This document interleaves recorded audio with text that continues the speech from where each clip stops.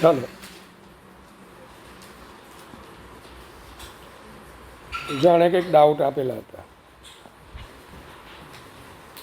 Same માસ છે, એ અને બી બે બ્લોક છે અને સ્મૂથ સરફેસ,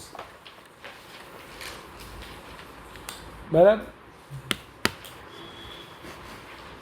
તો ક્વેશ્ચન એવો પૂછ્યો છે કે ભાઈ બીનો મેક્સિમમ વેલોસિટી કેટલી હશે, બરાબર. એ 10 મીટર પર સેકન્ડ કરતાં વધારે કે ઓછો. જ્યારે એ અને બી બંને ઊભા રહે ત્યારે હા, જ્યારે બંને બ્લોક ડાબી બાજુ ગતિ કરે ત્યારે સ્પ્રિંગ એવું ના આવે, બંને ડાબી બાજુ નહીં આવે. મેં જ્યારે બંને ઊભા રહે પણ કોની રિસ્પેક્ટમાં? હવે જો આની વેલોસિટી કેટલી 5 મીટર પર સેકન્ડ, આની કેટલી 10 મીટર પર સેકન્ડ, અને સંકોચન નહીં આવે, એક્સપાન્શન આવે. તો આનું જો મેક્સિમમ એક્સપાન્શન ગણવું હોય ને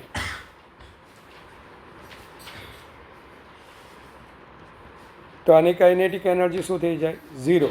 હા ને, એમ માસ આપેલા છે એમના, એમ જ આપ્યું છે. અરે બસ, તો પછી આવું આવશે ભાઈ. જ્યારે બંને આની કાઇનેટિક એનર્જી પૂરી થઈ જાય, આની કાઇનેટિક એનર્જી પૂરી થઈ જાય, પછી શું થઈ જાય? સ્ટેશનરી બની જાય. અને મેક્સિમમ કમ્પ્રેશન એવું કીધેલું છે. એકચ્યુઅલી આ છે ને કેવી ઘટના છે ખબર? આમાં એસએચએમ થાય. એસએચએમ થાય મતલબ બંને આમ આગળ જશે. આનું સેન્ટર ઓફ માસ VCM એટલે m×10 પ્લસ m×-5, અને આપણે પ્લસ લઈ લેવાનું. પછી m+m કેટલા આવશે? 5/2. એનું સેન્ટર ઓફ માસ આમ જશે. એટલે ઇનિશિયલી છે ને આ સેન્ટર ઓફ માસની રિસ્પેક્ટમાં કેટલી વેલોસિટી જતો દેખાશે? એટલે સેન્ટર ઓફ માસ 2.5 ને આ 5, તો ઇનિશિયલી 7.5 અને આ 10 2.5, તો આ પણ 7.5 એમ જતો દેખાય.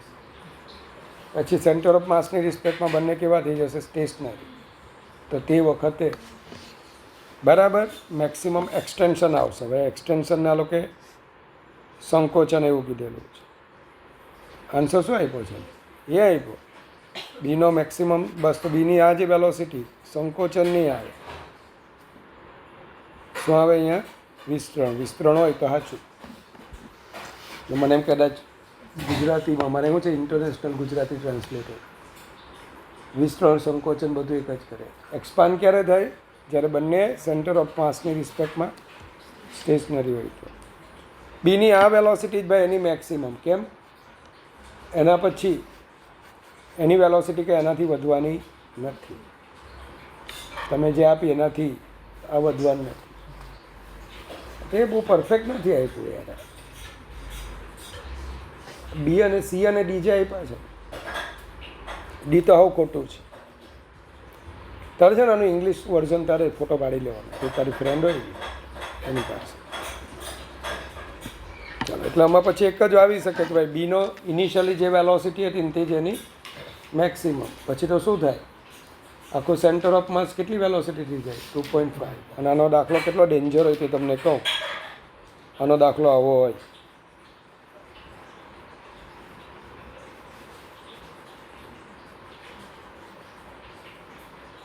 ખતરનાક દાખલો.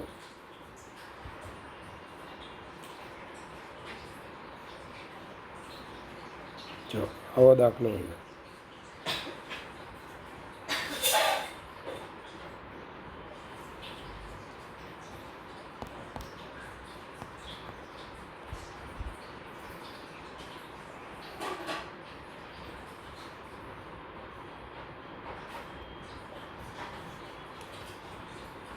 આવો દાખલો હોય.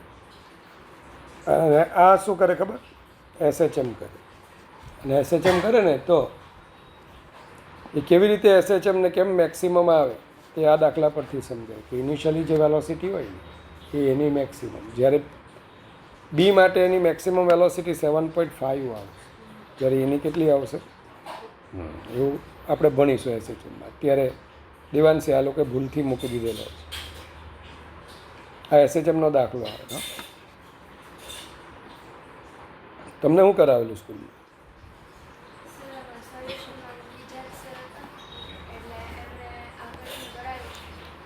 આ તો આપણા મોડ્યુલનો છે ને, નથી આવડતું?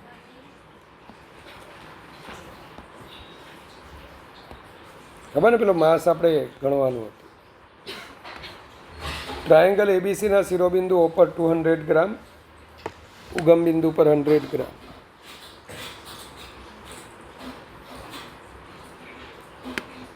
અને એક્સ એક્સિસ પર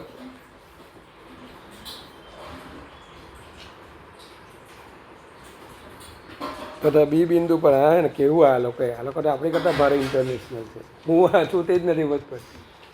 ટ્રાયેંગલ એબીસી, હે, એના વર્ટાઇસિસ ઓ પર, હવે એમાં કાં વર્ટાઇસિસ 200 ગ્રામ માસ, ઓરિજિન એ પર 100 ગ્રામ, એક્સ એક્સિસ પર તથા બી બિંદુ પર 150 ગ્રામને XY સમતલમાં રાખેલ છે. ચલો રકમ સી ઇંગ્લિશ. ક્યાં કોણ છે તે જ નથી ખબર પડતી.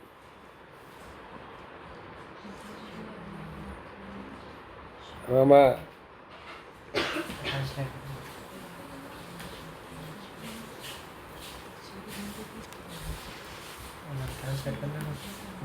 ગૂગલમાં તો આનો બાપ બને, આ ગુજરાતીનું ઇંગ્લિશ ન થાય. આ કાં છે પતરું? એટલે દેવાંશી છે ને, આનું જ્યાંક ઇંગ્લિશ હું છે ને યુગલા પાસે જોઈને તને કહું છે. ધન્યવાદ દે ભાઈ.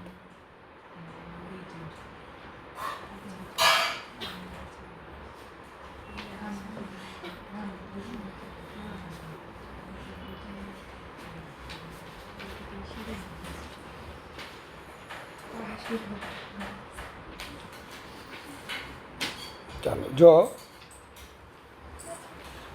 હા પેરેલેલોગ્રામ છે. હા,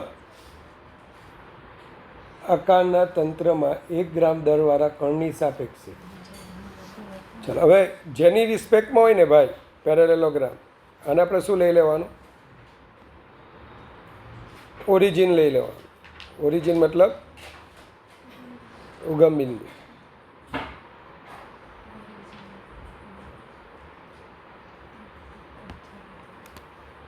જે મારા જોજો, અને આપણે એક્સ એક્સિસ લઈ લેવા, આપણો વાય એક્સિસ. હવે કેટલા છે ભાઈ? આ એ છે તો આ A, 0, અને બધા પર કેટલા? જો આમાં 1 ગ્રામ, 4 ગ્રામ, 3 ગ્રામ, 2 ગ્રામ, ભાઈ બધું કરવું જ પડે આપણે, નહીંતર આપણે ફટાફટ કહી શકતા કે આનું સેન્ટર ઓફ માસ ક્યાં હોય? સેન્ટર. પણ અહીંયા એવું નહીં આવે. ચાલો આ A, 0, પછી આ 60 છે તો આ પણ કેટલા થાય?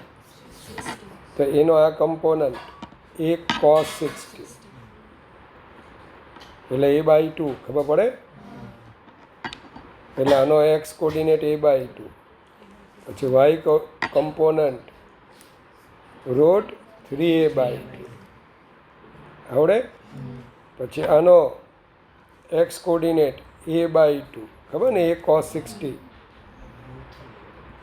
અને રૂટ 3A/2. પછી મિસ દેવાંશી આનું 0, 0. પછી તો આવડે ને? R1 = RCM = M1 A plus A/2, 3A/2 આવશે. સો આ A plus A/2 કેટલા થાય? લા ભાઈ અહીંથી એક્સ કોર્ડિનેટ કરો તો એ ભૂલી ગયો. બરાબર? પછી આવડશે ભાઈ?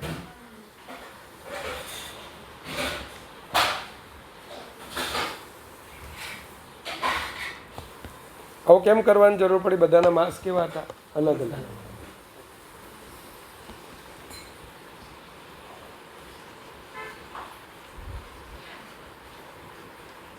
આમાં આવું કીધેલું છે, એક માણસ છે, હા, દળ ધરો એક પથ્થર, દળ રહી 10 મીટર લંબાઈની.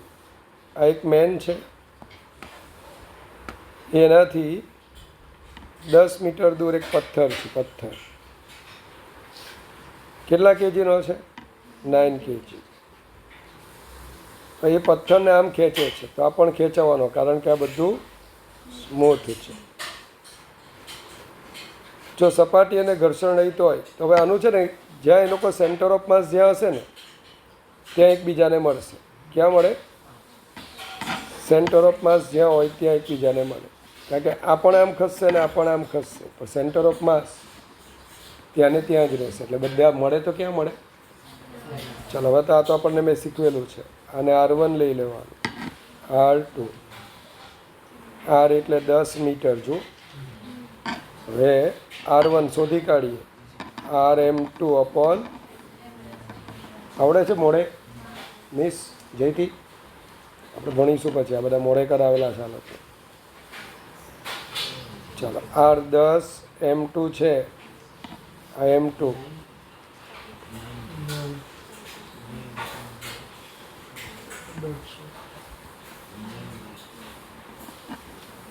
6 મીટર. ચલો, આ 6 મીટર, તો આ કેટલું? 4 મીટર. તો ક્યાં એકબીજાને મળે ભાઈ? માણસથી પથ્થરથી 4 મીટર.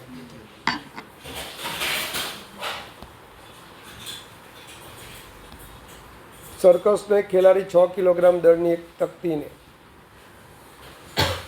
बंदूक फायर કરીને હવામાં સ્થિર રાખે છે. ऐसा क्वेश्चन दिया गया है, ये डिस्क है, यहाँ से वो बुलेट ऐसे,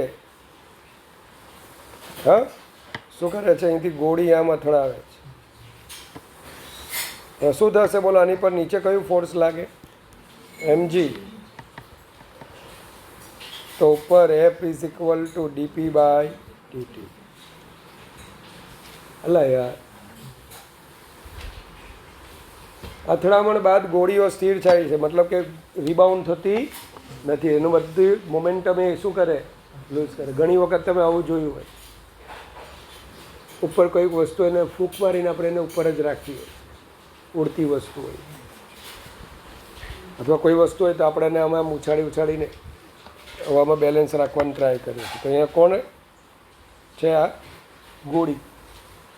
ગોળી એટલે બુલેટ. હા, હવે F is equal to dp by dt, that is equal to શું આવે? mg. d by dt mv, mg. હા કે ને?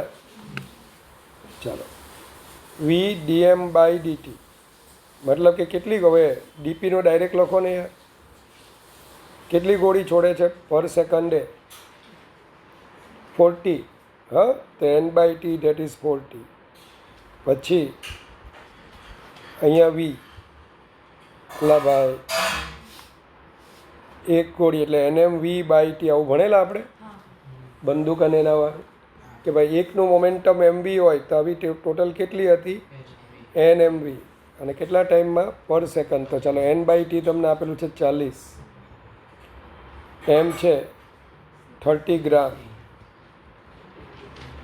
v ફાઇન્ડ કરવાના, m છે 60. 3 2 6 બરાબર. તો v ઇઝ ઇક્વલ ટુ 200 ભાગ્યા 40, 5 મીટર પર સેકન્ડ. ભાઈ 5 જવાબ આવે. મીન્સ કેટલો છે જવાબ? સરોવર પર 60 કેજીના સ્થિર દડા પર ભાઈ 80. ઓ, આ તો આપણે કરેલો છે યાર. ऐसा मैंने उन लोगों को मैं इतना शॉर्ट में पढ़ाया था, क्या ये आदमी ऐसे दौड़ रहा है, वो 26 मीटर वाला आंसर है उसका.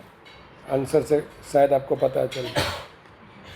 राफ्ट पे आदमी खड़ा है, वो 10 मीटर पर सेकंड हमारी बुक में था, लेकिन इनकी बुक में कितना है? 7 मीटर पर सेकंड. तो ये पीछे जाएगा. अब ये 7 मीटर पर सेकंड से इसके रिस्पेक्ट में जा रहा है राफ्ट, कितना मास है उसका 80।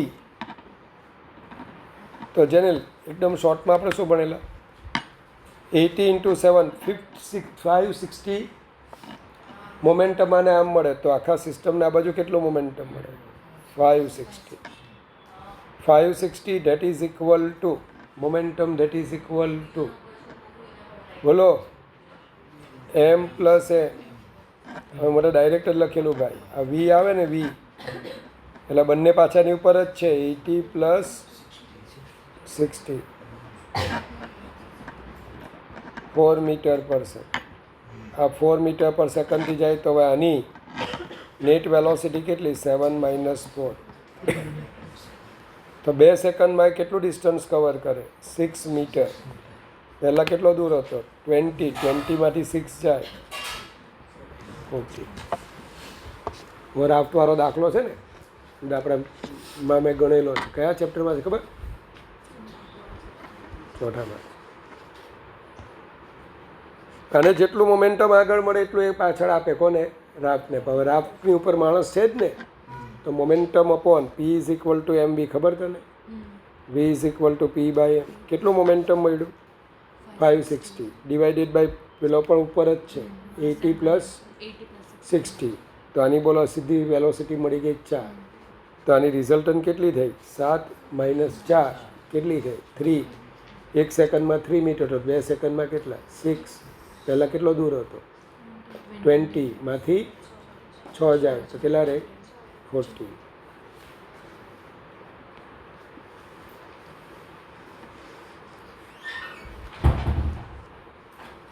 ભાઈ રોકેટ આપેલું છે આ રીતે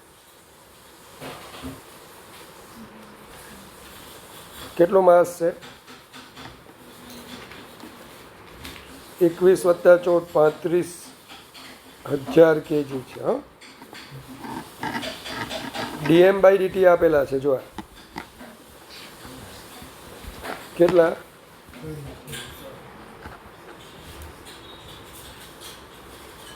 તારી આ વીજી આપેલું છે રોકેટ પરનું ફોર્સ શોધવાનું ચાલો હવે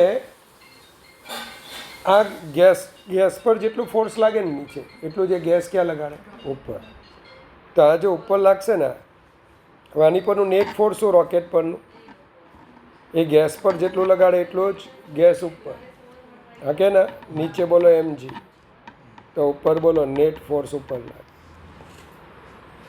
નેટ ફોર્સ પૂછેલું છે પરિણામી એટલે નેટ તો fg - mg બસ તો હવે fg કેવી રીતના શોધવાનું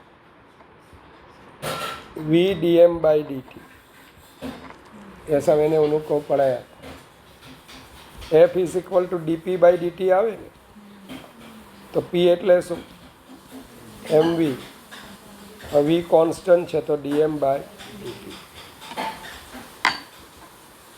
ચલો તો fg g છે 1200 dm/dt 300 36 10⁵ न्यूटन है ना 6644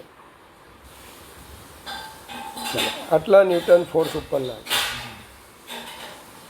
फिर नीचे कितना लगता होगा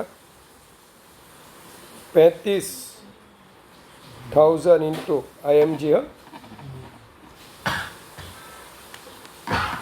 35,010 35 इंटू 4 तो नेट फोर्स कितना आएगा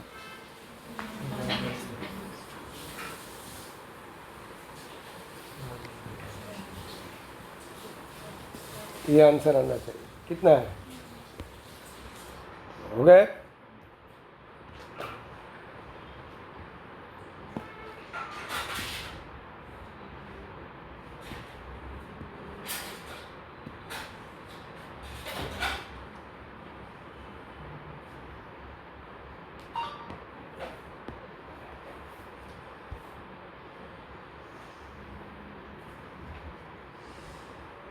चलो तो આપણે છેલ્લે ક્યાં અટકેલા હતા ટોર્ક આવેલો ને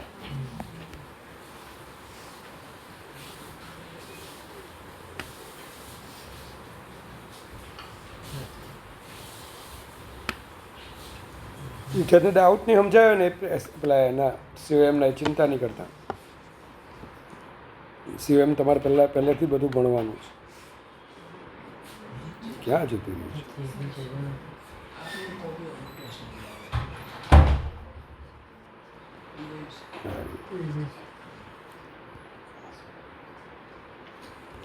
ચાલો, જો ટોર્ક આપણે એવું ભણતા હતા, torque acting on single particle. તો લાસ્ટમાં આપણે એક મોશન ભણતા હતા જેનું નામ હતું એન્ગ્યુલર મોશન, કે જેમાં એંગલ ચેન્જ થાય. બસ બંધ કરી દે ને, એમાં એંગલ ચેન્જ થાય. હવે એંગલ ચેન્જ કરવા માટે પણ ફોર્સ જોઈએ, કારણ કે એંગલ ચેન્જ કરવા માટે બોલો ઓબ્જેક્ટને શિફ્ટ કરવો પડે. શિફ્ટ કરવો પડે એનો મતલબ એને ફોર્સ લગાડવો પડે. તો આ ફોર્સની બીજી ઇફેક્ટ એ લિનિયર મોશન તો કરાવે જ, સાથે સાથે આપણી રિસ્પેક્ટમાં એ એંગલ પણ ચેન્જ કરે. તો આવું ફોર્સ એને આપણે હવે ટોર્કથી ડિફાઇન કરીએ છીએ. ટોર્ક એટલે શું? આર ક્રોસ એ મેં તમને જાણવા કીધેલું. જે કોઈ નહીં જાણશે તો હું પછી કહીશ તમને.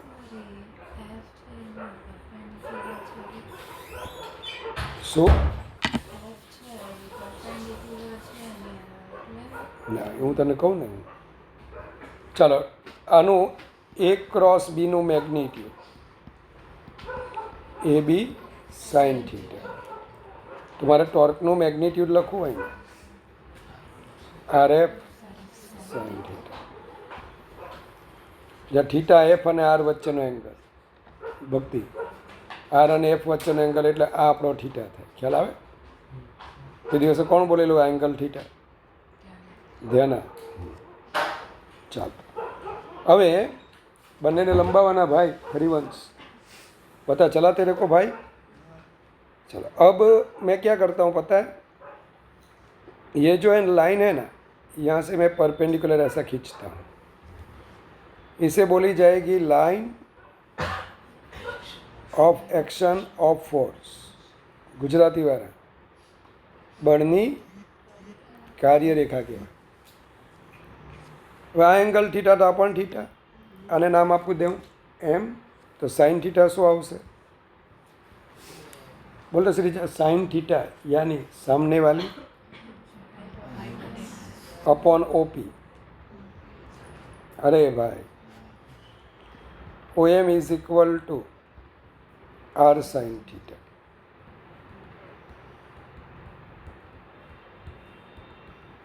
तो एफ इंटू ओ एम, इसको ऐसा लिखा जाता है magnitude of force. O M को क्या लिखा जाता है? Perpendicular distance of line of action of force from reference point. Gujarati वाला बळનું મૂલ્ય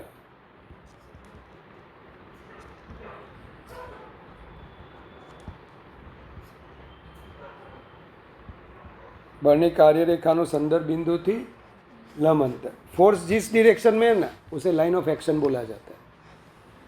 भक्ति जे डायरेक्शन में फोर्स लगता है आ लाइन ऑफ एक्शन जने. हाँ, અને અહીંથી આનું પરપેન્ડિક્યુલર ડિસ્ટન્સ જો એમ. તો તમે આવું કહી શકો ભાઈ ટોર્ક માટે આખું ફોર્સ રિસ્પોન્સિબલ નથી, આમ પણ કહી શકો તમે. અને હું ઊંધી રીતે પણ લખી શકું. તમે આ ફોર્સ લીધું ને, આ શું છે બોલો? આર. તો આરનો આ કમ્પોનન્ટ આર સાઇન થીટા થયો ને. જો આ પરપેન્ડિક્યુલર ડિસ્ટન્સ હશે ને તો જ તમને આની એન્ગ્યુલર મોશન દેખાશે. જો આ પરપેન્ડિક્યુલર ડિસ્ટન્સ ન હોય, મતલબ કે તમે પોતે જ અહીંયા આવી ગયા હો, તો તમને બોલો એ ખાલી લિનિયર મોશન કરતો દેખાશે. તો આ परपेंडिकुलर डिस्टेंस ये फोर्स ने कई इफेक्ट बतावे છે? एंगल बदलवा. एंगल बदलने की जो इफेक्ट हमें दिखाई दे रही है वो सिर्फ और सिर्फ किसकी वजह से? R sine theta. ये फोर्स जो ऐसे लग रहा था ना, ये ऐसे बैठा हुआ है, एक फोर्स ऐसे लग गया इस पे, तो वो ऐसे जाने लगा. तो उसकी एंगल बदलने की जो क्या होती है इफेक्ट वो मेरे को सिर्फ ये परपेंडिकुलर डिस्टेंस के जरिए ही दिखाई देगी, लेकिन मैं भी यहाँ पे फोर्स की लाइन में ही बैठा रहता, यहाँ पे रहता, तो ये मुझे याज्ञनिक सिर्फ और सिर्फ कौन सी मोशन, लीनियर। तो आ टॉर्क, હવે આને છે ને મોમેન્ટ ઓફ ફોર્સ પણ કહેવાય. શું બોલાય આને ગુજરાતીવાળા? બળની ચાક માત્ર. एक्चुअली श्रीजा मैं तेरे को ये समझा रहा, मोमेंट ऑफ वेक्टर, मैथ्स में ऐसा आएगा जनिल तेरे को, moment of vector that is equal to magnitude of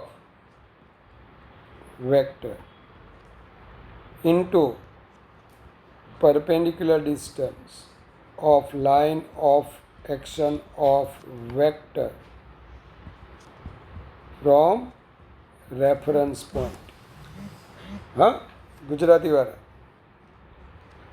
सदिश ની ચાક માત્ર ઇઝ ઇક્વલ ટુ સદિશનું મૂલ્ય ગુણ્યા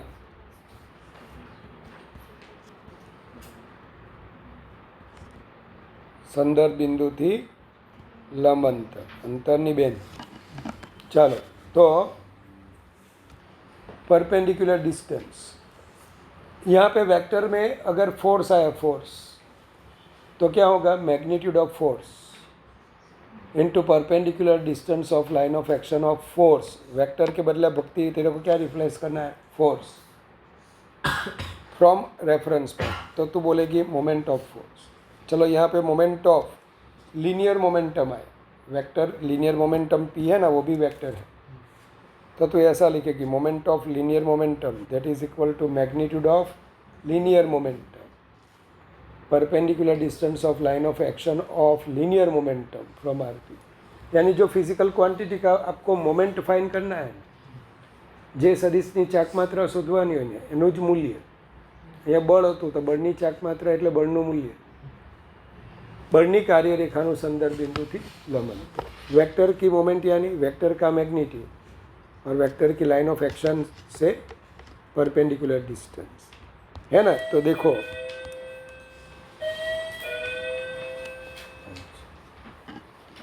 चाबी वाला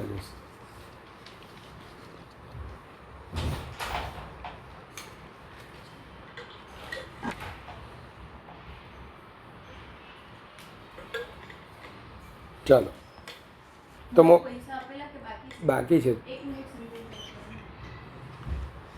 moment of force perpendicular distance of line of force from RP. તો અહીંયા શું હતું બોલો, ફોર્સનું મેગ્નિટ્યુડ હતું અને ફોર્સની લાઇન ઓફ એક્શનનું રેફરન્સ પોઈન્ટથી ડિસ્ટન્સ હતું, એટલે આપણે શું બોલીએ છીએ આને મોમેન્ટ ઓફ ફોર્સ. તો ટોર્ક એટલે मोमेंट ऑफ फोर्स, याद रहे न याद रहे चलेगा, वो एमसीक्यू में आता है, लेकिन टॉर्क यानी फोर्स का मोमेंट, और फोर्स का मोमेंट એટલે फोर्सનું मैग्नीट्यूड અને એનું line of action perpendicular distance. चलो इसका यूनिट क्या होता है वो तो आपको पता ही चल गया होगा. આનો यूनिट तो फोर्सનો यूनिट न्यूटन અને डिस्टेंसનો unit metre. Equivalent to joule है, जूल लिखा नहीं जाएगा, वो न्यूटन मीटर ही लिखा जाएगा, पर फिर भी वो लोग जूल जूल लिखते हैं.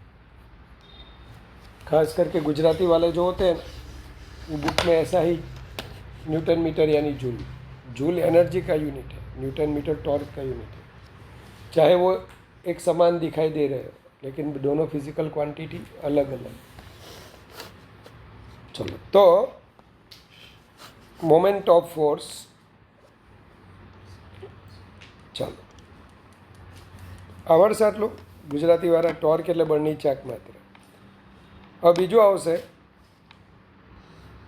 Torque acting. અચ્છા, સપોઝ કર્યો કે તમે અહીંયા બેઠેલા હો, તમારું રેફરન્સ પોઈન્ટ અહીંયા, તો પછી બોલો વેક્ટર આર અને એફ એક જ ડિરેક્શનમાં, થીટા શું થઈ ગયું. ચલો તમે અહીંયા બેઠેલા હો તો બોલો આ વેક્ટર આર અને વેક્ટર એફ ઓપોઝિટ ડિરેક્શનમાં, પાઈ એટલે કે 180. હવે સાઇન થીટા, સાઇન 0 લખો કે સાઇન 180 લખો, 0 જ આવશે. મતલબ કે આપણે શું કહીશું? બોલો, ટોર્ક શું થવાનું? તો એનો મતલબ કે જ્યારે પણ હું ટોર્ક બોલું ને દિશા, એટલે મારે પહેલાં I have to mention which is, બોલો કયું આપણું રેફરન્સ પોઈન્ટ છે. આપણું રેફરન્સ પોઈન્ટ કયું થયું છે? એટલે આવડશે તમને? ચાલો હવે ધ્યાન આપજો, આગળ વધીએ. જયથી તો મતલબ કે ટોર્ક એમને એમ ન બોલાય. તારે શું મેન્શન કરવાનું? હું એમ કહું કે ટોર્ક શોધ, તો તારે મને શું પૂછવાનું? રેફરન્સ પોઈન્ટ આપો ને સાહેબ. એમને એમ નહીં ગણવા બેસી જવા. क्या पूछना थे तेरे को? रेफरेंस पॉइंट कौन सा है? क्योंकि रेफरेंस पॉइंट बदल जाएगा तो ये वेक्टर आर बदल जाएगा, वेक्टर आर बदल जाएगा तो थीटा भी बदल जाएगा, तो टॉर्क भी बदल जाएगा. चलो फिर आएगा हमारा क्या? Torque acting on, torque acting on system of particle. एक सिस्टम ऑफ पार्टिकल परનું ટોર્ક આપણે ફાઇન્ડ કરવાનું છે. સિસ્ટમ ઓફ પાર્ટિકલ મતલબ શું? આવા ઘણા બધા પાર્ટિકલનું તમને સિસ્ટમ આપેલું છે. ચલો આ આપણું રેફરન્સ પોઈન્ટ લઈ લઈએ. चलो यहाँ હું 2 पार्टिकल लूँ ने तो श्रीजा, एक पार्टिकल पे जितना फोर्स लग रहा होगा उतना ही वो दूसरे पे लगा रहा होगा. सिस्टम ऑफ पार्टिकल पे 2 टाइप के फोर्स लगते हैं, मैंने उन लोगों को पढ़ाया है. एक लगता है एक्सटर्नल फोर्स, ये दोनों को बोला जाएगा एक्सटर्नल फोर्स, और ये दोनों को क्या बोला जाएगा? अब इंटरनल जो फोर्सेस होते हैं ना, दोनों का मैग्नीट्यूड सेम लेकिन डायरेक्शन क्या होती है? ऑपोजिट. तो इंटरनल फोर्सेस का टॉर्क ऑलवेज क्या रहेगा? जबकि एक्सटर्नल टॉर्क 0 रहेगा नहीं. रह भी सकता है, लेकिन मैं बोलूँगा कि जो भी टॉर्क मिलेगा हमें किससे मिलेगा? एक्सटर्नल फोर्स से. एक्सटर्नल और इंटरनल का मतलब पता है? भक्ति नियमित पर ना बात देवा. एक्सटर्नल इंटरनल, इंटरनल मतलब कि जो समझाऊँ, आ ब्लॉक फिक्स है, ચોંટેલો છે. આ બ્લોક ચોંટેલો નથી. આમ અથડાય, જેવો એની સાથે અથડાય ને એટલે બોલો પહેલો બ્લોક બીજા પર આમ ફોર્સ લગાડશે તો બીજો પહેલાં પર આમ લગાડશે. આ બેને ઇન્ટરનલ કહેવાય. તો આણે ખસવું જોઈતું હતું કે પણ ખસતો નથી. કેમ નથી ખસતો? આની પર જેટલું ફોર્સ આમ લાગે ને એટલું સરફેસ આમ લગાડશે. હવે તારે એ જોવાનું કે આપણી સિસ્ટમ કોણ? તો સિસ્ટમમાં 2 બ્લોક. હા, તમે જેને સ્ટડી કરતા હોય એ તમારી સિસ્ટમ. તો સિસ્ટમમાં કોણ હતું? એ અને બી બ્લોક હતા 2. તો આ 2 વચ્ચેનો જે ફોર્સ છે, આ બંને ફોર્સ ખબર ને, આને આપણે FAB નામ આપશું. એ પર કોણ લગાડી ગયું? બી. તો આને પણ હવે આની પર બોલો ત્રીજું એ લગાડે છે FAG, એટલે ગ્રાઉન્ડ એ પર લગાડે છે. આને એક્સટર્નલ કહેવાય. અને આ બેને કયા ફોર્સ કહેવાય? એક બીજા વચ્ચે લાગે ને તો ઇન્ટરનલ. પણ હવે આ જે છે ને એ ગ્રાઉન્ડ કોની પર? આપણી સિસ્ટમ કોણ હતી? એ અને બી. ચાલો એ અને બીનું નેટ ફોર્સ તો 0 થાય, પણ જે એ છે એની પર ગ્રાઉન્ડ એ ફોર્સ લગાડી દે. તો આને આપણે કયું ફોર્સ કહીશું? एक्सटर्नल. समझाई से?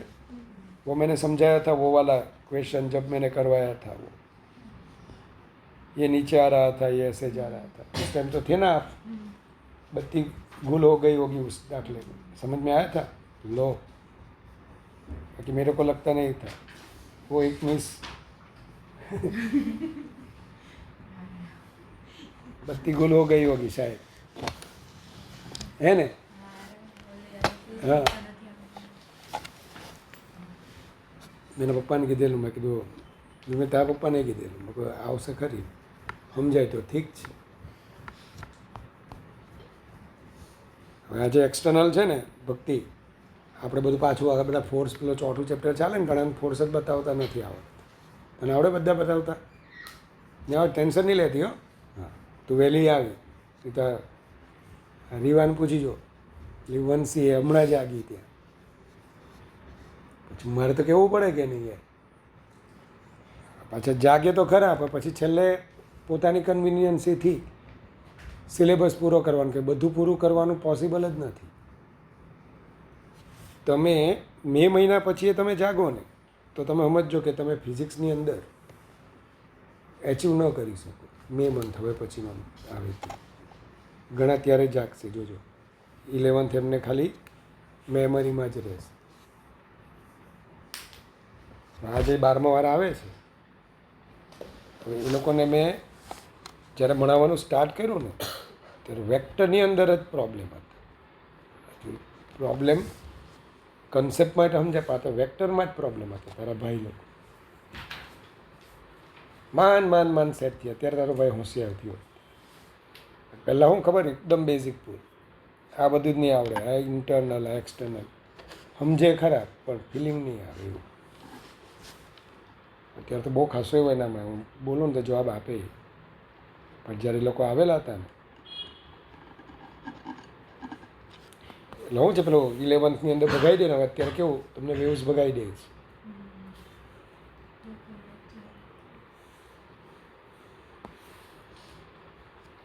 હું વિચારું સપ્ટેમ્બરને બદલે ઓક્ટોબરમાં કોર્સ પૂરો કરે ફિઝિક્સમાં. સપ્ટેમ્બરની 15 તારીખે કોર્સ પૂરો કરી દેશે. આ વખતે જે સ્પીડે જાય છે જોતા તો સપ્ટેમ્બર બી દૂર નહીં. બાયોલોજીમાં હોય શું છે, બાયોલોજી મેથ્સનો ગમે ત્યારે હું સિલેબસ પૂરો કરી શકું. ફિઝિક્સનો કોર્સ પૂરો કરવો એટલે અઘરો. કેમેસ્ટ્રીમાં હોય તો હું રિએક્શન લખી દઉં, સ્પીડ વધારી દઉં, મારે તો એ જ ભણાવવાનું છે ને. ફિઝિક્સમાં તો થિયરી ભણાવવાની, પાછા એના એપ્લિકેશન, હાઉ ટુ એપ્લાય તે સમજાવવાનું.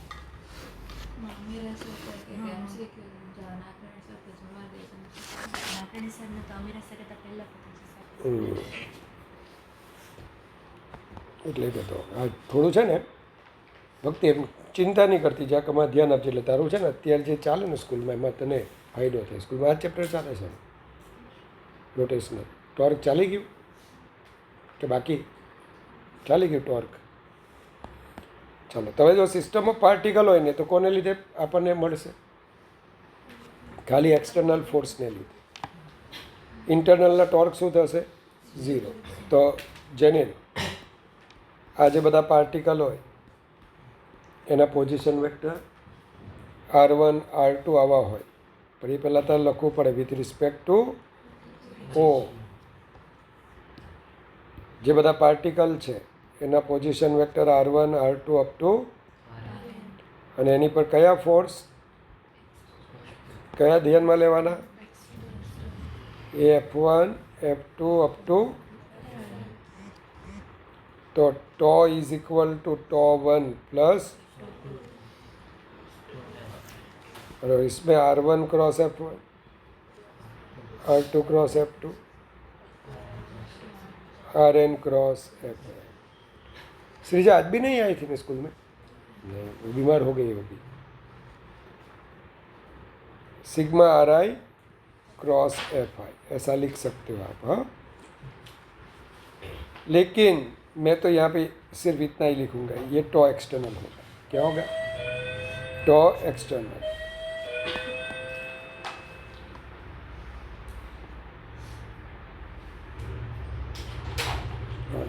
दूध वाला भाई से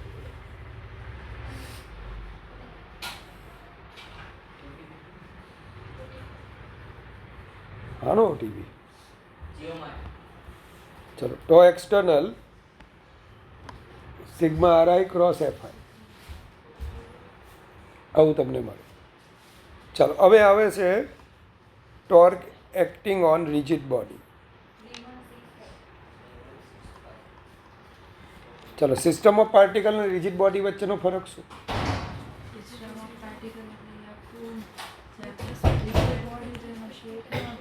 હા, જેનો શેપ ચેન્જ ન થાય તેને રિજિડ બોડી. સિસ્ટમ ઓફ પાર્ટિકલમાં આવું પોસિબલ છે કે શેપ બદલાતો હોય. આ લિક્વિડે હોઈ શકે. એક કન્ટેનર, એમાં મેં વોટર ભરેલું હોય તો એના મોલેક્યુલ પણ હોઈ શકે. પણ રિજિડ બોડીમાં શું હશે ખબર ને? આ બે વચ્ચેનું રિલેટિવ ડિસ્ટન્સ બદલાશે નહીં. તો સમજી લો, આવી એક તમને રિજિડ બોડી આપેલી છે. હા, આ એની ઝેડ એક્સિસ, આ એની એક્સ એક્સિસ, વાય એક્સિસ, આ ઝેડ એક્સિસ. હવે આપણું ઓરિજિન સમજી લો, આમાં એનમાં કોઈ પાર્ટિકલ છે જેનો પોઝિશન વેક્ટર શું છે? Rn છે, અને એની પરનું ફોર્સ Fn છે. તો એકચ્યુઅલી રિજિડ બોડી પણ સિસ્ટમ ઓફ પાર્ટિકલ જ કહેવાય. હલા ભાઈ, ઘણા બધા પાર્ટિકલનું છે. ફરક એટલો કે સિસ્ટમ ઓફ પાર્ટિકલમાં બે પાર્ટિકલ વચ્ચેના ડિસ્ટન્સ બદલી શકાય.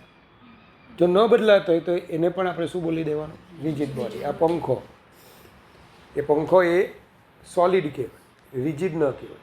કારણ કે કદાચ કોઈને ન ગમતો એને કોઈ વાળી નાખે પ્લે, ઇટ ઇઝ પોસિબલ કે ભાઈ એમ વાળી નાખે, તો બોલો બે પાર્ટિકલ વચ્ચેનું ડિસ્ટન્સ બદલાય છે.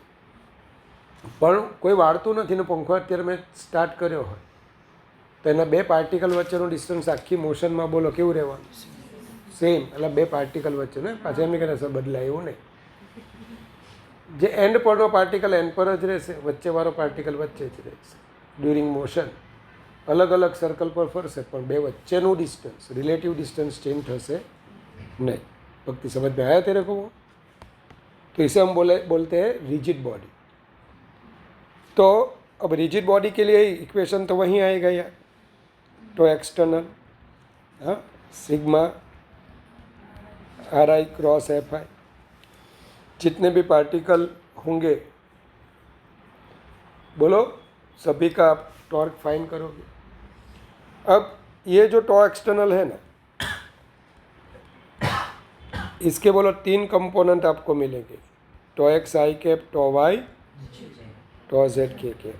એટલે ભાઈ જેટલા અહીંયા પાર્ટિકલ પર ફોર્સ લાગતા હોય બધાનું શોધવાનું. અલ્ટિમેટલી તમને છેલ્લે આન્સર મળે વેક્ટરમાં જ મળે ને. તો એ વેક્ટરને બોલો કેટલા કમ્પોનન્ટ છે? 3. હવે વાર્તા આવી આવે કે તમે ચેપ્ટર નંબર 5 ભણેલા, 5મા ચેપ્ટરમાં મેં તમને આવું ભણાવેલું કે આવો બ્લોક હોય, રીવા, આવો બ્લોક હોય, બ્લોક પર આમ ફોર્સ લાગતું હોય,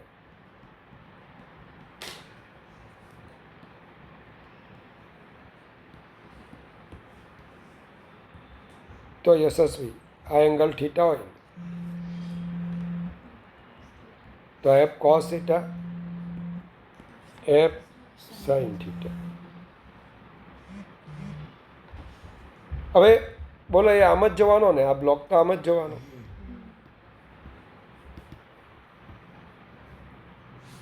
એ આમ ગયો મતલબ કે એનું ડિસ્પ્લેસમેન્ટ આમ થયું.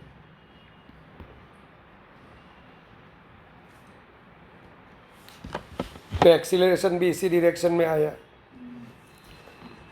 क्या मैं यहाँ पे F is equal to M A लिख सकता हूँ? ऐसा लिख सकता हूँ?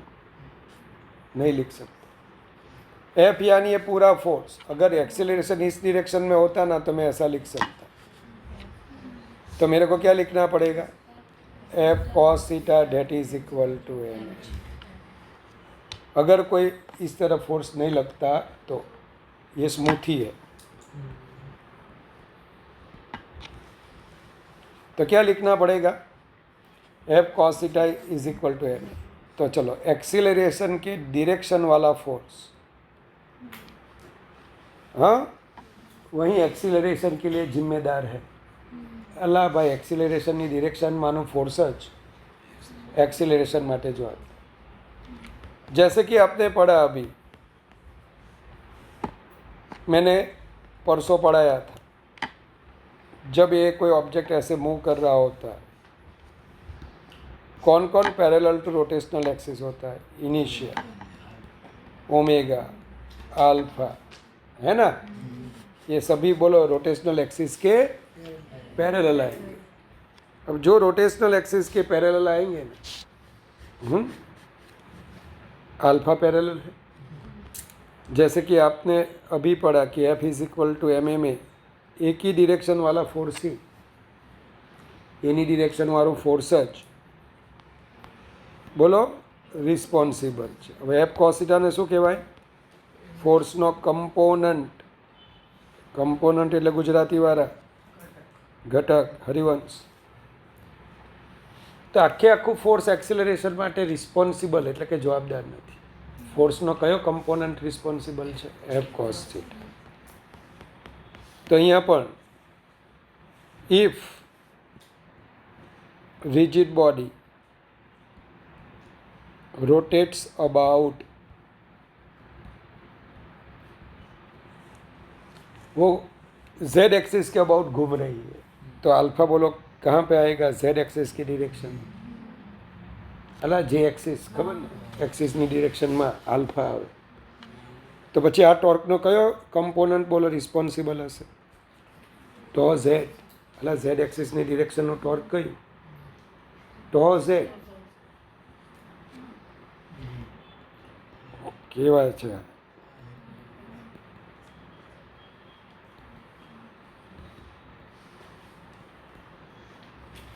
વાય ડિરેક્શનમાં કેટલું ફોર્સ લાગે? 13।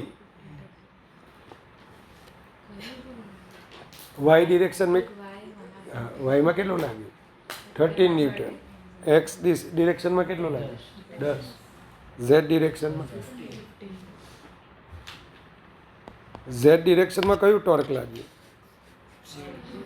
तो z, वही मैं पूछ रहा था। तो ये कहाँ पे घूम रही थी? z एक्सिस के पैरेलल। अला भाई z एक्सिस नहीं सापेक्ष से उसके अबाउट। अल्फा कहाँ पे आएगा? तो कौन सा वाला टॉर्क रिस्पॉन्सिबल होगा? क्या पूरा टॉर्क रिस्पॉन्सिबल होगा? जैसे कि आपने अभी देखा पूरा फोर्स रिस्पॉन्सिबल नहीं है। इसी तरह से यहाँ पूरा टॉर्क आएगा, वो रिस्पॉन्सिबल नहीं होगा। कौन सा वाला टॉर्क होगा? तो z। तो z एक्सिस के अबाउट घूमेगी, तो रिस्पॉन्सिबल टॉर्क वो आएगा टॉ z। टॉ z को क्या आप ऐसे लिख सकते हो? टॉ डॉट के कैप। કેવી રીતના? टॉ एक्स कॉमा टॉ वाई कॉमा टॉ z 0 0 1, ये आता है आपको? डॉट प्रोडक्ट है। चलो टॉ एक्स इंटू 0 0 0 टॉ z।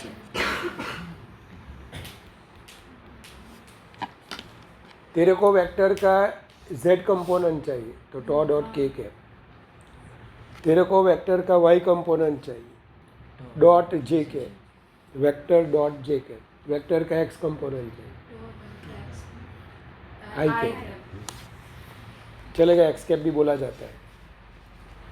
चलो y एक्सिस, अगर ये y एक्सिस के अबाउट ऐसे घूमती होती तो अल्फा इधर आता। तो बोलो तो y है ना, y तो tau y is equal to tau dot J के। और z एक्सिस के x एक्सिस के अबाउट घूमती तो टॉ x टॉ डॉट आई। चलो ये ऐसा बोली कि आप कौन होते हो मुझे घुमाने वाले? मेरी मर्जी,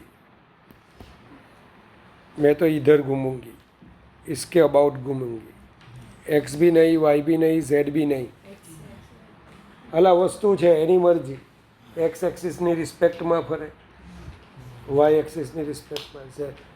अब वो तो ना बोलती है क्या कि હું તો આમ જ ફરીશ ભાઈ, તો કંઈ વાંધો નહીં બેન, તારે જેમ ફરવું હોય જેની હાથે ફરવું ફરજે, ખાલી કહેતી જ છે કે યુનિટ વેક્ટર કોણ? કારણ કે અત્યાર સુધી અમને બધું ખબર હતી કે આઈ કેપ કહેવાય અને જે કેપ કહેવાય અને તો વાય એક્સિસના બાઉટ ફરે તમે કહી શકતા હતા ટો ડોટ જે કેપ. હા, એક્સ એક્સિસના બાઉટ ફરે તો કહી શકતા હતા ટો ડોટ આઈ કેપ. પણ હવે તારું મન છે ત્યાં ફરવાનું એની હાથે, તો કહેતી તો જા કે ભાઈ તારી એક્સિસની ડિરેક્શનનો યુનિટ વેક્ટર કોણ? તો કે એન કેપ. તો if body rotates about any axis કે જેનો યુનિટ વેક્ટર શું હોય? N cap. તો રિસ્પોન્સિબલ ટોર્ક કોણ કહેવાય? Tau dot N cap. આના પરથી શું શીખ્યા? કે ટોટલ ટોર્ક મળતું હોય, ટોટલ ટોર્ક મળે તો એ દર વખતે કે ટોટલ ટોર્ક એ એન્ગ્યુલર એક્સિલરેશન માટે રિસ્પોન્સિબલ નથી. ફિક્સ્ડ એક્સિસ આપેલી હોય, કેવી? ફિક્સ. તો ટોર્કનો એ એક્સિસનો કમ્પોનન્ટ જ रिस्पॉन्सिबल है. चलो ये अगर ग्रेविटी फ्री स्पेस में होता तो એટલે અહીંયા આપણે એમજી બતાવ્યું એટલે આમ કહ્યું, પણ આ જ બ્લોકને હું આમ મૂકેલો હોત તો, વેક્યુમમાં મૂકેલો હોત તો પછી ફોર્સ આમ લગાડે ને તો આ આમ જાયેલા. અત્યારે કેમ આમ ગયો? મીન્સ આમ કેમ ગયો? આમ એમજી હશું એટલે. એમજી ન હોત તો પછી તો સીધે સીધું એફ બરાબર શું લખી શકે? એમ. કારણ કે ફ્રી ટુ મૂવ હતો. તેમ આપણો આ ઓબ્જેક્ટ ફ્રી ટુ રોટેટ હતે ને, શું ફ્રી ટુ રોટેટ ગમે ત્યાં, તો ટોર્ક જે ડિરેક્શનમાં હોય ને એ ડિરેક્શનમાં એન્ગ્યુલર એક્સિલરેશન પ્રોડ્યુસ થાય. ક્યારે? ફિક્સ એક્સિસ ન હોય તો. બધું સમજવા જેવું. અત્યાર સુધી આપણી બધી એક્સિસ કેવી હોય? ફિક્સ. સમજ્યા? ચલો પૂરું થઈ ગયું. હવે એનું જોમેટ્રિક રિપ્રેઝન્ટેશન ગુજરાતીમાં ભૌમિતિક રજૂઆત કે એકચ્યુઅલી આ ટોર્ક છે શું. તો હવે આપણા ક્વેશ્ચનનો આન્સર આવશે. સમજી લો આવો એક ઓબ્જેક્ટ આપેલો છે. આ ઓ પોઈન્ટ દેખાય ને, ઓ પોઈન્ટ ત્યાં આપણે એક્સિસ મૂકેલી છે. જોવો એ તો આમ હરિવંશ આપણો ઓબ્જેક્ટ જેને આમ મૂકેલો છે, વચ્ચે અમે ખીલી ઠોકી નાખેલી કે જેથી બોલે આમ આમ ફરી શકે. જો ફરે છે ને આમ, અરે યાર આ એની શું કહેવાય? એક્સિસ. બધા પાર્ટિકલ સર્ક્યુલર મોશન કરે અને આ એની શું કહેવાય? એક્સિસ. તો આ રીતે ઓ, આ પી. હવે તમારે આને ફેરવવી, રોટેશનલ મોશન આપવી, તો એ માટે તમે ફોર્સ કંઈક આમ લગાડી. ચાલો ઓથી પીનો ડિસ્ટન્સ આર છે.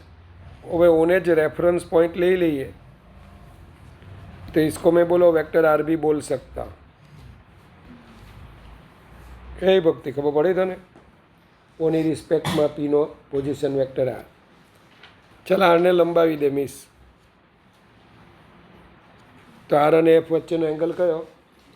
કયો લેવાનો? આ લેવાનો કે આ લેવાનું?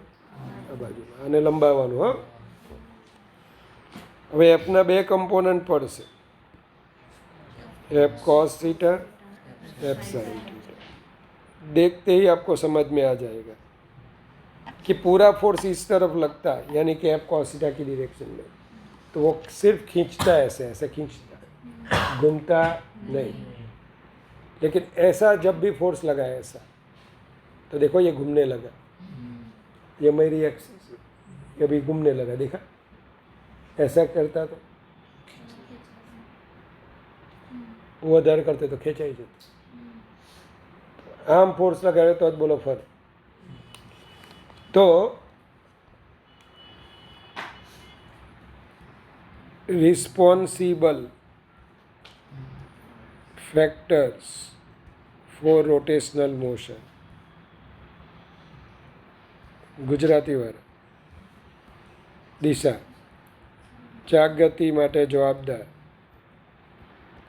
કારણો.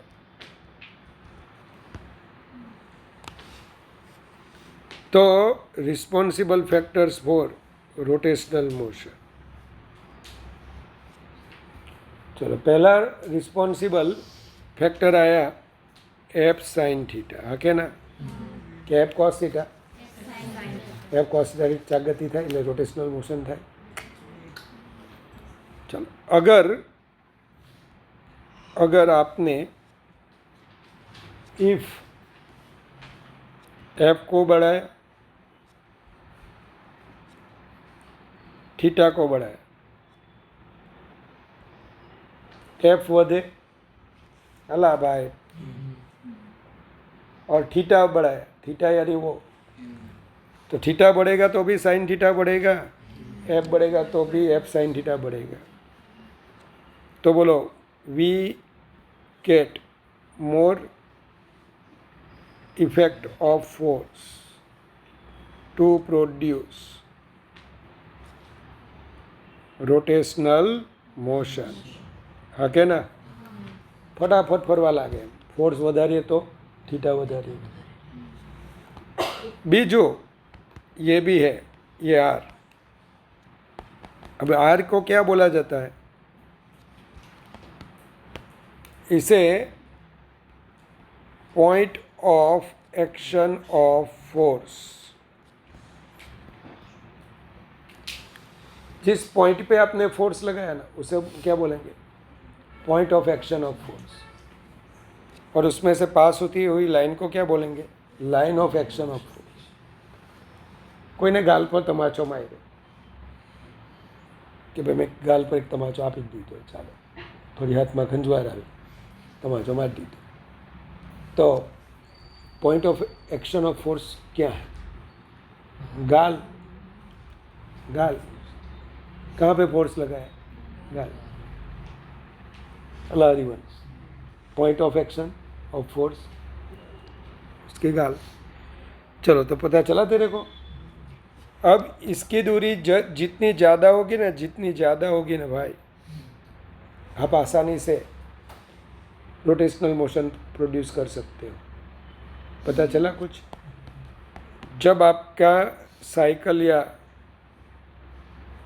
स्कूटर किसी का भी जो टायर पंक्चर हो जाता है, पंक्चर रिपेयर करवाने के लिए जाते हो तो ऐसे नट बोल्ट आता है. तो आप जब भी जाओगे तो वो रिपेयरिंग करने वाला कुछ हाथ से नहीं खोल देगा, चलो मैं बना देता हूँ. वो ऐसा एक हथियार लेगा,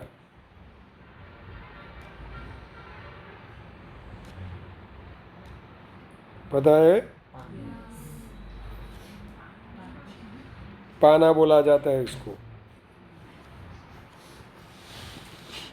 इसमें फंसाएगा और फिर यहाँ पे फोर्स लगाएगा यहाँ पे. अब काफ़ी सालों से अगर ये जाम हो गया है तो वो खुलेगा नहीं. इसकी हवा निकल जाएगी. तो हवा ना निकले तो इसके लिए वो क्या करेगा? ऐसा एक पाइप जोड़ देगा यहाँ पे. अब फोर्स यहाँ पे लगाएगा, अब आसानी से खोल देगा. वो ट्रक वाला है ना, ट्रक का पंक्चर रिपेयर करते हुए देखना. अभी तो वो मशीन आ गया है, ऐसा हेयर ड्रायर जैसा मशीन आ गया है. ऐसा डाला तो वो ही घुमा देगा. लेकिन जो मैन्युअली होता है ना, तो ट्रक के बोल्ट जाम हो गए होते, तो उसे खोलने के लिए वो ऐसा नहीं बाहुबली, हाँ, वो क्या करेगा? दूरी पे फोर्स लगाएगा. ऐसे ही हमारे जो घर का जो दरवाज़ा होता है उसका हैंडल हमने कहाँ पे रखते हैं? एकदम साइड पे. बीच में क्यों नहीं रखते? अगर बीच में रखते हैं तो ज़्यादा फोर्स लगाना पड़ता है. साइड में ही रखते हैं. दो फायदे होते हैं. लॉक वहाँ पे लग जाता है. दूसरा फ़ायदा, वहाँ से ही हम खोलते हैं तो लेस एफर्ट लगाना पड़ेगा, वरना हर बार ज़्यादा फोर्स लगाने के कारण वो उखड़ जाएगा, छेड़ा छूटा हो जाएगा उसका. વચ પડી તો આપણે ક્યાં લગાડીએ છીએ હેન્ડલને? एकदम बाणु હોય बाणु, ये डोर होता है ऐसा, देखना। इसे गुजराती में बोला जाता है मिजागरा। इंग्लिश में क्या बोलते हैं भक्ति, तेरे को याद है? गुजराती में मिजागरा है, वो याद है? કાલે ઇંગ્લિશ મીડિયમ વાળાને મારે ખાંસી બહુ આવતી હતી. હું કહું જાને લવિંગ લેતા હું 5 મિનિટથી તો લવિંગ એટલે હું તે જ વિચાર્યા હતા. શું કહેવાય ઇંગ્લિશમાં? એટલે લવિંગની વાત કરું, હું તો હિન્દીમાં કહેવાય.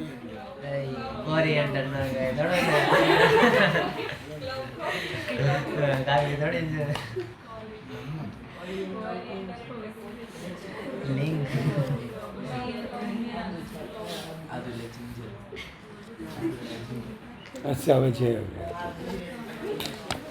શું કહેવાય? બસ લવિંગ જ કહેવાય. ચાલો, ક્યાં બોલતે હૈ? ક્લો, CLOV, ક્લો. અમારે કેવું પડે ભાઈ ક્લો લેતા, તો એને ખબર નહીં હતી કે આવી આવે સર. ચાલો, તો હિન્જીસ, અને ભાઈ ગુજરાતીમાં મિજાગરો કહેવાય, હિન્જીસ ત્યાં જ લગાડેલો. અહીંયા હેન્ડલ એ લોકો આપ્યા, વચ્ચે હોય તો કેટલું સારું હતું, એવું તમને વિચારવાનું પણ નહીં, ઉકળી ગયું હોત કે ભાઈ અહીંયા આપણે કપડાં લટકાવી सकिए, कैलेंडर लटकाई सकिए. यहाँ पे वो ऐसा हैंडल देते हैं. जब भी आप एफर्ट करोगे 2 फायदा होगा. एक तो ये हमारी एक्सिस है ना, उसके अबाउट ये बारना डोर खुलेगा या बंद होगा, यानी रोटेशनल मोशन करेगा. फोर्स जब भी यहाँ पे लगाते हो तो ये मैक्सिमम दूरी पे है. दूसरा फोर्स हम परपेंडिकुलर लगाते हैं तो थीटा मैक्सिमम हो गया 90 डिग्री, तो इफेक्टिवनेस ऑफ फोर्स बढ़ गई. हाँ, अब इसी वजह से बोलो ये एंगल चेंज हुआ कि नहीं, तो एंगल कौन चेंज करवाता है?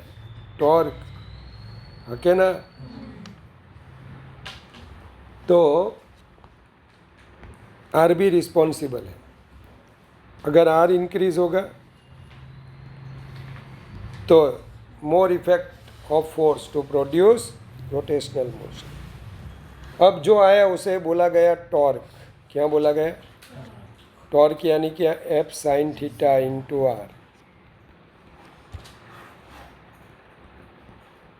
Are F sine theta. फिर ये मालूम हुआ, लोगों को मालूम था ही कि एक्चुअली ये ऐसे जब घूमता है ना तो अल्फा पैरेलल टू क्या आता है? Rotational axis. तो अल्फा के लिए रिस्पॉन्सिबल कौन रहेगा? टॉर्क. तो इस वजह से क्या बोला गया? Torque is equal to R cross F. ये उसका वेक्टर रिलेशन है. समझाता हूँ, इस तरीके से समझाता हूँ. ये हमारा वेक्टर आर होगा, है कि नहीं? दोनों को एक ही पॉइंट में से ड्रॉ करना है. अब ये कैसे घूमेगा? ये हमारा ये ऑब्जेक्ट है, ऐसे घूमेगा कि नहीं? ऐसे घूमेगा तो अल्फा कहाँ पे आएगा? बाहर की ओर. ये भाई अपनी रोटेशनल एक्सिस आम है, भक्ति आम है, आम फरे है, तो अल्फा आम आवे. હવે આર ક્રોસ એફ કરશું ને, આર ક્રોસ એફ તો થંબ બહાર આવશે, પણ એફ ક્રોસ આર કરશું ને તો થંબ अंदर જશે. तो आर क्रॉस एफ होगा तभी वो बाहर की ओर आएगा. એટલે કંઈ સમજાયું તમને? તો આ રીતે એકચ્યુઅલી પહેલાં આ થિયરી લખવાની હોય, પણ આપણે છેલ્લે લખેલી છે. तो देखो ये सब मैंने यहाँ पे लिखा हुआ है. Torque on a particle.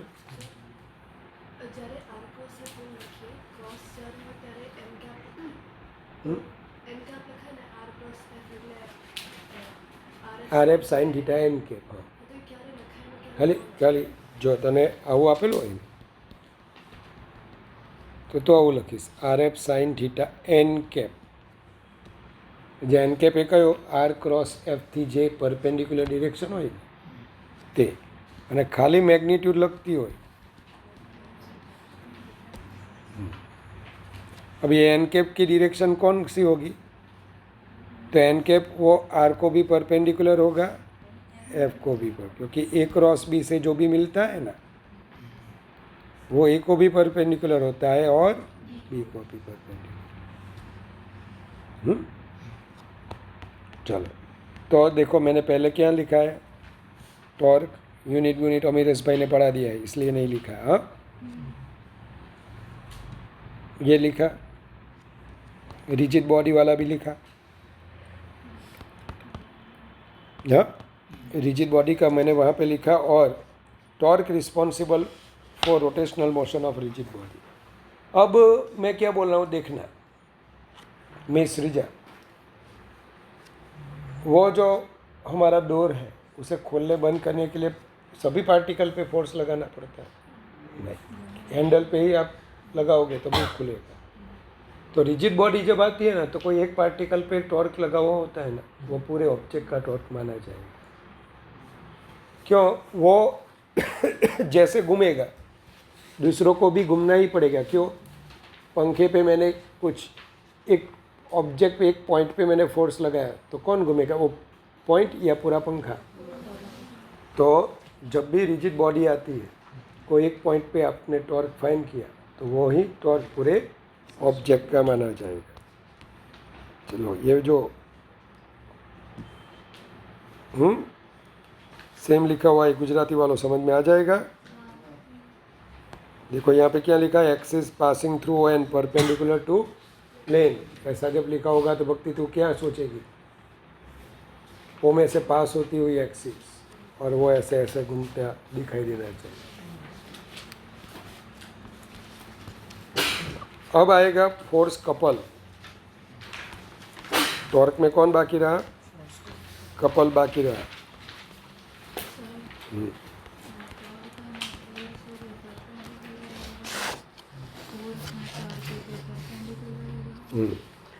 Toe is equal to by R cross F હોય ને, તો ટોર્ક એ આરને પણ પરપેન્ડિક્યુલર અને ટોર્ક એ ફોર્સને પણ પરપેન્ડિક્યુલર, કારણ કે બેનો ક્રોસ પ્રોડક્ટ છે।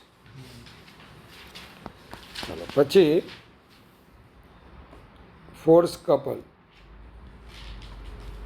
આપણી બુકમાં ખાલી કપલ લખેલું। सपोज करो वो जो जार बरनी होती है, बरनी, उसका ढक्कन मेरे को खोलना है।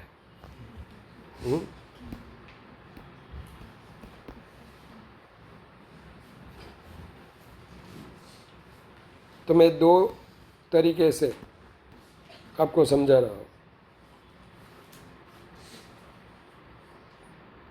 ये F1 फोर्स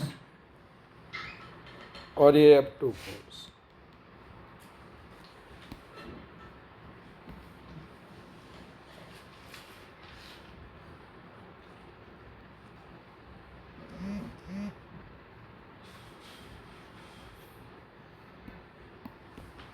चलो F2 F1, चलो ना F1। अब ये दोनों जो फोर्सेस है ना, ये धक्कन है, धक्कन वो, ये जो दोनों फोर्सेस है ना F1 एंड F2, कैसे है जयती? सेम इन मैग्नीट्यूड है, दोनों का मैग्नीट्यूड क्या है, सेम है। ऑपोजिट इन डायरेक्शन, एक उत्तर में है तो एक दक्षिण में है।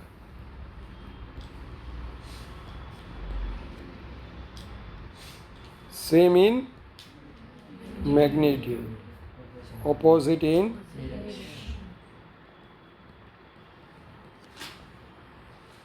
और कोलिनियर है। चलो ऐसा आएगा तो नेट फोर्स तो जीरो ही होगा। એટલે ભાઈ નેટ ફોર્સ તો ઝીરો જ થવાનો। આ બેને લીધે બોલો નહીં આગળ જાય નહીં પાછળ જાય, ત્યાં ત્યાં જ રહેવાનું।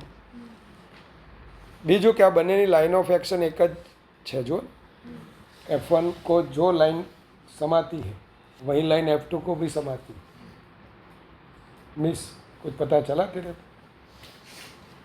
तो दोनों को लीनियर है गुजराती वालों एक रेखास्थ બંનેની રેખા એક જ છે આવું થાય ને તો આ લાઈન ક્યાંથી પાસ થઈ એક તો ઓમાંથી ઓને આપણે આરપી કહીશું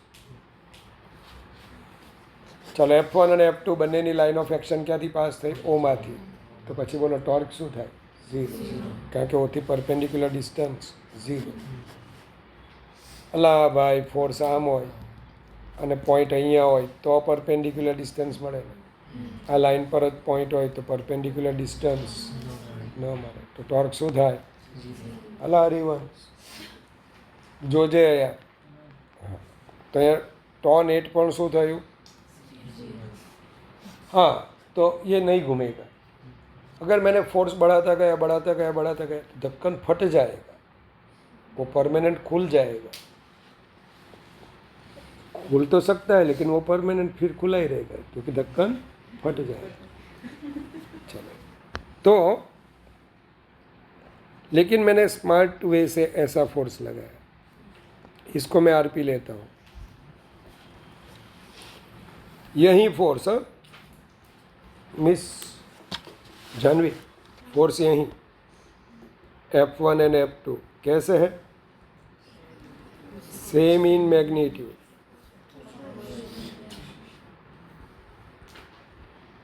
समान मूल्य ना गुजराती वाला ऑपोजिट इन डिरेक्शन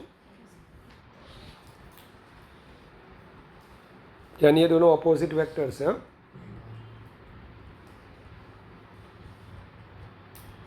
अब ये दोनों की क्या लाइन ऑफ एक्शन एक ही है दिशा अलग अलग है क्या नहीं नॉट कोलिनियर एक लाइन पर નથી તો આને લીધે શું થશે ખબર torque not equal to 0 torque 0 नहीं होगा धर्मी अब ये ऐसे घूमेगा हाँ चलो विथ रिस्पेक्ट टू ओ टॉन 8 मिस टॉर्क के फॉर्मूला क्या है चलो ये आर हाँ ये डायामीटर डी चलो आर F1 मतलब F1 इंटू आर सही है F1 और ये परपेंडिकुलर डिस्टेंस तो यार ये tangent radius plus F2 into R अब कैसे करना है वो देखना आपको आपका एक उंगली या फिर थंब लेना है ओ पे रखना है जो फोर्स का टॉर्क चाहिए ना वहाँ पे एक फिंगर आखो आंगड़ा नहीं एक फिंगर લઈ જવા અને ટેલ ટુ હેડ જવા દેવાની ટેલ ક્યાં છે આનું અને ટેલ કહેવાય કોઈ ભૂલી ગયા હોય તો અને હેડ કહેવાય किस डायरेक्शन में घूमी एंटी क्लॉकवाइज तो इसका टॉर्क आएगा एंटी क्लॉकवाइज अला यार अब थंब को रखो ओ पे फिंगर को ले जाओ F2 पे टेल टू हेड घुमाओ अलामा कई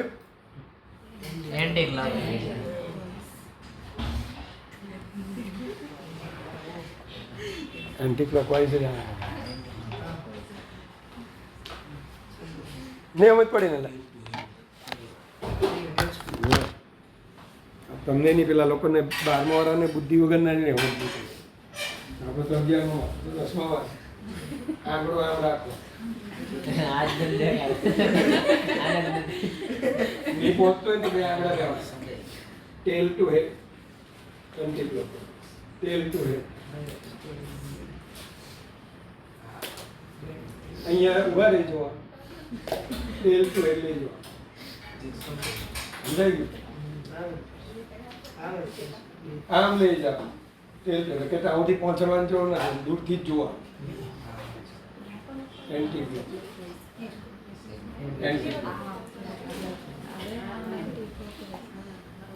હા ચલો બંનેનું ટોર્ક ક્યાં લાગે? Anti clockwise. એટલે મેં એડિશન કરી દીધું. આ આપણી કઈ ખબર કન્વેન્શનલ ડિરેક્શન કહેવાય, રૈવાજિક રીતે આમ બોલાય એન્ટી ક્લોકવાઇઝ ટોર્ક.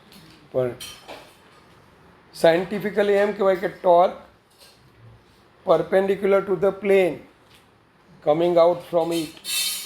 ટોર્ક સપાટીને લંબ અને બહાર આવતી દિશા. લા ભાઈ ટોર્ક આની રોટેશનલ એક્સિસ થઈ ઓ, ઓમાંથી પાસ થતી જે લાઈન છે ને એ રોટેશનલ એક્સિસ, અને ટોર્ક રોટેશનલ એક્સિસની ડિરેક્શનમાં. તો સાયન્ટિફિકલી શું બોલાય? Parallel to rotational axis. પણ એક્સિસ ક્યાં છે? બહાર છે. આમ ફરે છે એટલે ટોર્ક બોલો બહાર આવતું હશે, બહાર આવતી ડિરેક્શનમાં. और कन्वेंशनली क्या बोला जाता है? एंटी क्लॉकवाइज या क्लॉकवाइज. दाखला गिनने के टाइम, दाखला गणती वखते बस नहीं, આપણે ક્લોકવાઇઝ એન્ટી ક્લોકવાઇઝ. એન્ટી ક્લોકવાઇઝને પ્લસ રાખીએ તો ક્લોકવાઇઝને માઇનસ. તમારી મરજી, તમારે જેને પ્લસ રાખવું હોય તેને. ચલો એ કિતના આયા? હવે F2 ને F1 તો સેમ જ છે ને.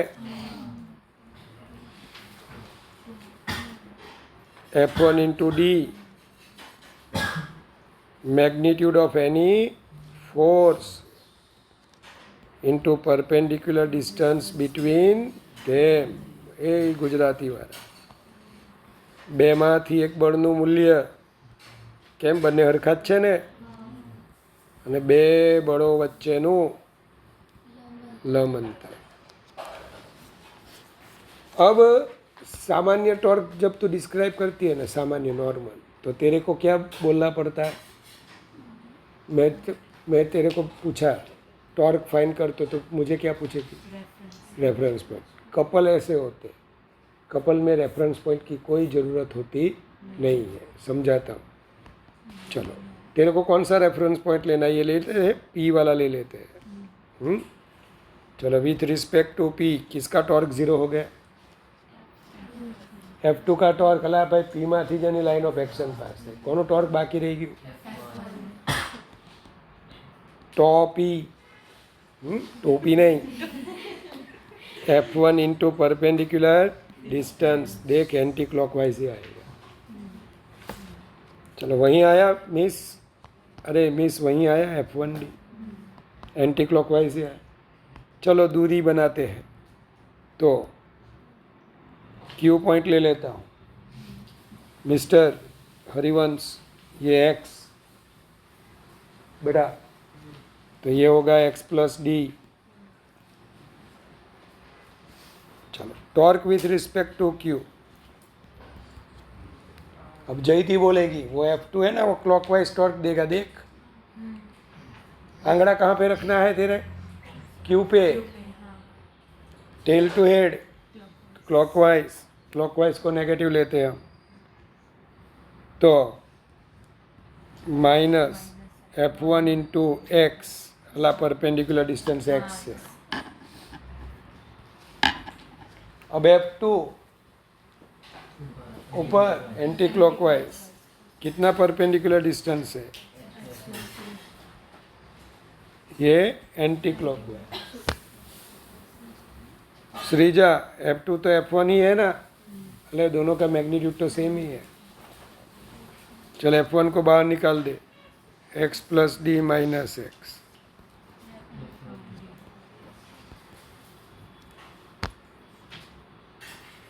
तो क्या बोला मैंने? जब कपल आता है ना, तो रेफरेंस पॉइंट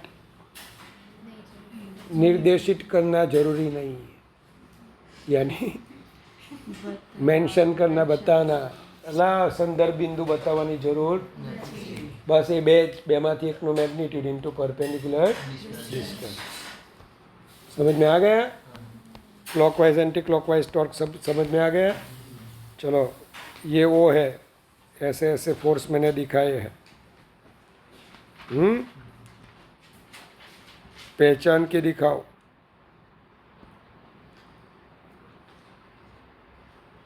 किसका टॉर्क क्लॉकवाइज है, किसका टॉर्क એન્ટી ક્લોકવાઇઝ છે.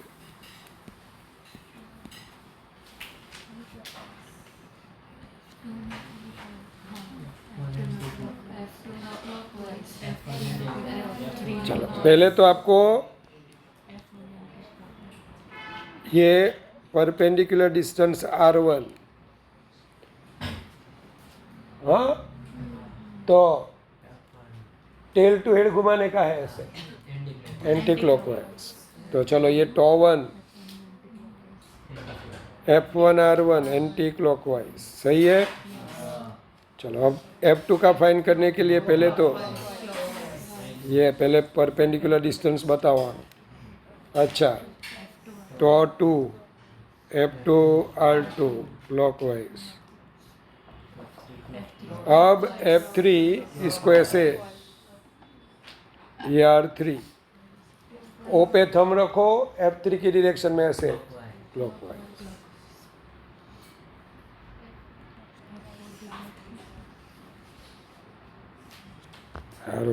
बदली करो. इसको ऐसे લંબાને का है R4 એક્સટેન્ડ કરવાનું ભાઈ. અને પછી છે ને ત્યાંથી આમ જવાનું, આમ આમ ત્યાં સુધી આંગળા નહીં પહોંચતો હોય તો અહીંથી એમ પહોંચાડી દેવાનું, સમજે.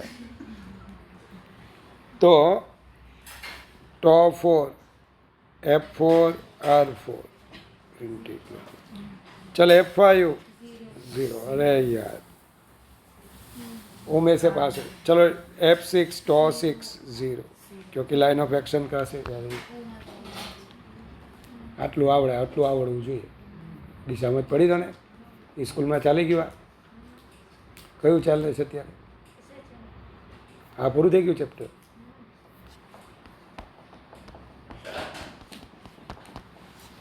કાંઈ નહીં, આપણે રવિવાર છે ને પૂરું કરી નાખીએ. હવે રવિવાર કોઈ છે જ નહીં એટલે આપણે જ છીએ. આની રજા છે સ્કૂલમાં? મોક નથી ને, પણ આ ને પેલી ને છે આવી ગયું.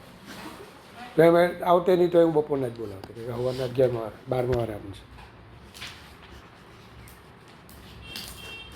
ચાલો તો થઈ જશે. ચાલો બટ ટોર્ક પૂરું થયું ને. જો ટોર્ક બહુ શાંતિથી સમજાયું છે. પેલા લોકોને એક જ પીરિયડમાં 12મા વાર અને એક જ પીરિયડમાં ટોર્કે પૂરું કરી નાખેલું. જોજો આ એ પૂરું કરી નાખેલું. એંગ્યુલર મોમેન્ટ ઓફ ઇનર્શિયા સુધીની જર્ની કરાવી દીધેલી. હવે આપણામાં એવું નથી કરતો હું, શાંતિથી મારી પાસે ટાઈમ છે તો ઉપયોગ કરી લો. હા, કારણ કે હવે અહીંથી બધું તમને નવું લાગશે. એમ તો એંગ્યુલર મોમેન્ટમથી એ નવું જ લાગશે.